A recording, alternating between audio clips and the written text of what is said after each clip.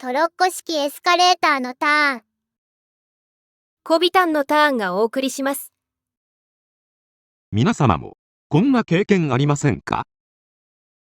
ピストンで複雑なエスカレーターを作ったのはいいが、階段を登った方が早い。装置が複雑で重くなりそう。結局稼働したのが最初だけ。そんな皆様に朗報。実用性重視。トロッコに乗るだけで完結。乗車から降車までワンアクション。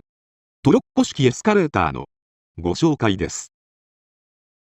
皆様もエスカレーターに憧れたことおありじゃないですか？実際に作ってはみたものの、使うのは結局最初だけ。私なんて装置が複雑すぎて、作ることすら諦めてます。そんな皆様におすすめする装置がこちら。簡単、手間いらず、乗車から降車までワンアクションで完結。トロッコ式エスカレーターです。これ、一度は考えるんですが、実際に試すと、トロッコが逆走してうまくいかないんですよ。しっちゃかめっちゃかになるんですよね。そうなんです。一見簡単そうに見えて難しい。ポイントはトロッコを発車させるタイミングにあるんです。でも、トロッコ自体、乗ったり降りたりするのが面倒で、結局歩くなんてことが多いんです。こちらの装置はトロッコの設置、発車、降車、回収までが、なんと一つの動作で完結するんです。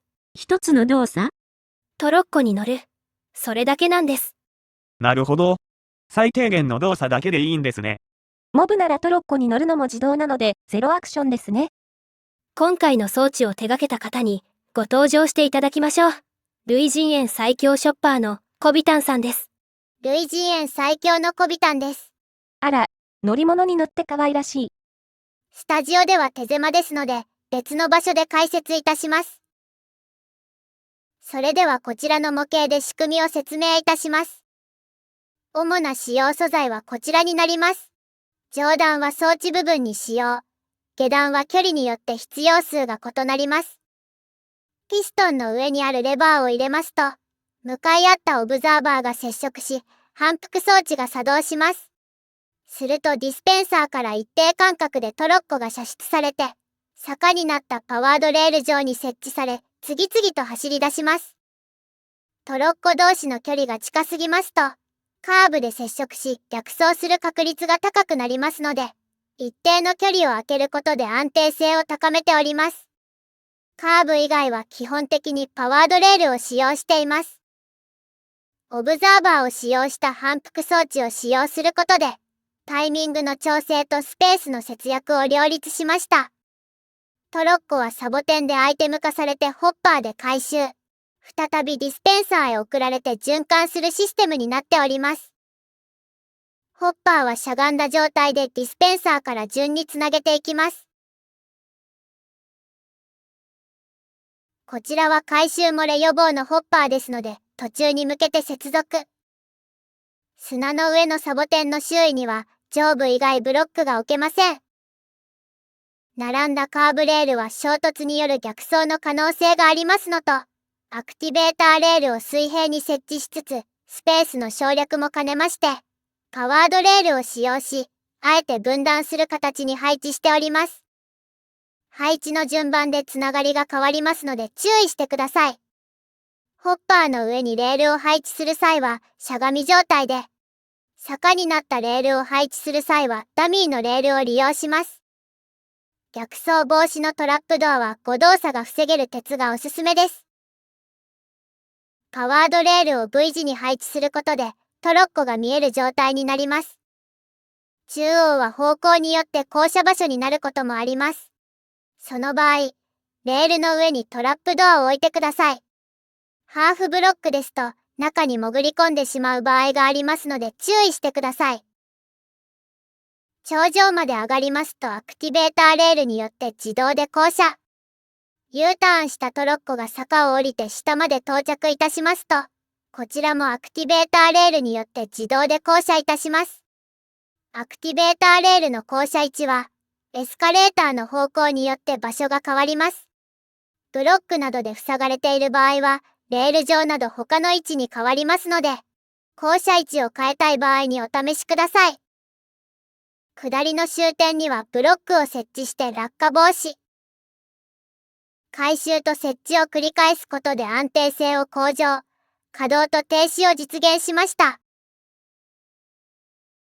ただ、こんなに高速に走ってるトロッコに乗れるんですか？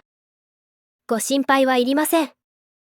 上りの場合、設置されたトロッコは発車までに間がありまして、カーソルを合わせていただければ簡単に乗ることが可能です。一見、難しそうに思える下りの方ですが、坂の手前でカーソルをこの位置に合わせていただきますと、常にトロッコが選択された状態になりますので、簡単に乗車が可能です。視線をレールに合わせて乗車したいがタイミングが合わない場合、一定のリズムでの連打よりもダブルクリックを意識していただくと効果的です。間違って手持ちのアイテムを設置してしまわないために、あらかじめ透明なガラス板を設置しておく方法もあります。なるほど。トロッコが連続走行してるから逆に乗りやすいと。続いて、応用例をご覧ください。こちらは回ごとに乗車と降車を繰り返す仕様になっております。上り下りともに途中で乗車する場合は、坂の手前まで進み、トロッコにカーソルを合わせて乗車してください。視点を動かさずに移動していただくと、連続乗車も手早く行えます。パワードレールはブロック下のレッドストーントーチで動力を伝えております。アクティベーターレールは動力を伝達いたしませんので、目印も兼ねてレッドストーンブロックを採用いたしました。トロッコは下りのレールに設置して補充してください。レールが長くなればその分だけ必要なトロッコは増加します。折り返し20段になりますと、走行するトロッコの数は17程度。用意していただくトロッコは当然それ以上の数になります。隙間が空いていないのを確認しつつ、余裕を持って追加してください。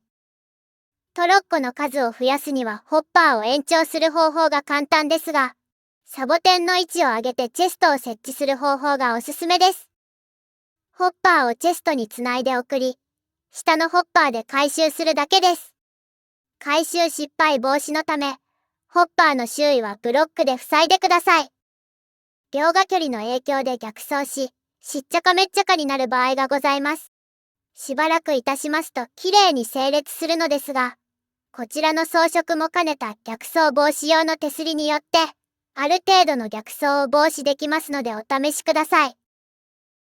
こちら、中央の手すり部分を階段で装飾しておりますので、しっちゃかめっちゃかな状況でも利便性を失いません。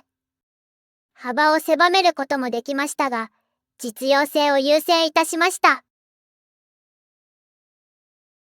装置の不具合まで考慮した設計、お見事です。欠陥をごまかしているだけじゃないですか？実用性を突き詰めた結果です。実際に使用している方のお声をいただきました。今までは村の地形がイカれているせいで移動が大変でした。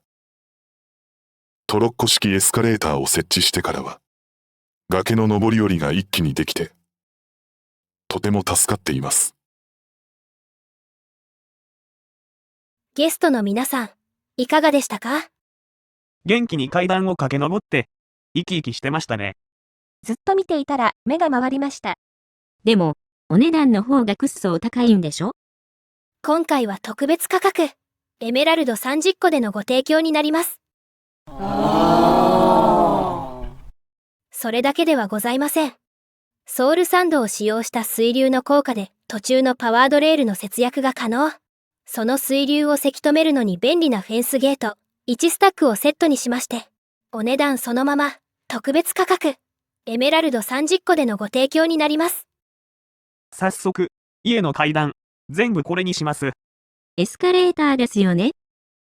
皆様もトロッコ式エスカレーターで快適なマイクラ生活を。ご視聴ありがとうございます。最強。チャンネル登録と動画への評価もよろしくお願いしますね。類人猿最強こびたん。